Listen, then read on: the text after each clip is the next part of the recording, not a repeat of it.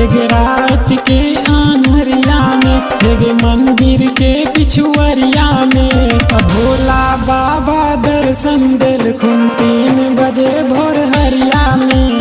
भोला बाबा दर्शन दिल खुन 3 बजे भोर हरिया में।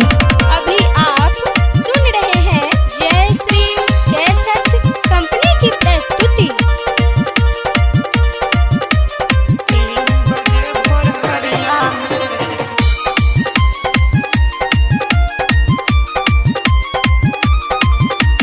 सब सोमवारी के जल चढ़ैले जाके देवघर नगरिया में, हेग जाके देवघर नगरिया में, हेग जाके देवघर नगरिया में।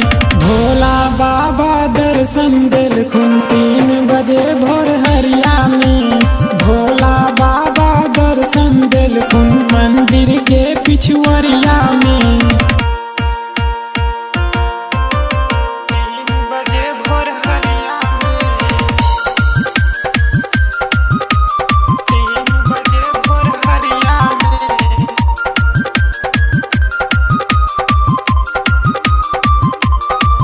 हेगे आशा लगा के तू गेले भोला बाबा के दुआरिया में। अरे भोला बाबा के दुआरिया में, अरे भोला बाबा के दुआरिया में। भोला बाबा दर्शन दिल खुन 3 बजे भोर हरिया में। भोला बाबा दर्शन दिल खुन मंदिर के पिछुअरिया में। अभी आप सुन रहे हैं जय श्री कैसेट कंपनी की प्रस्तुति।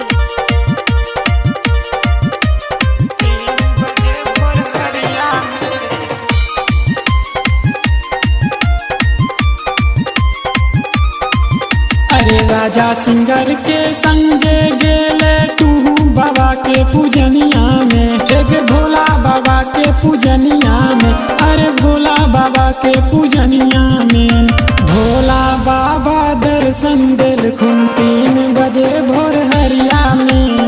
भोला बाबा दर्शन दिल खुन मंदिर के पिछुअरिया में। भंगिया तोरे गेले गे बूची मंदिर के पिछुअरिया में। हेग रात के आनहरिया में, हेग मंदिर के पिछुअरिया में। भोला बाबा दर्शन दिल खुन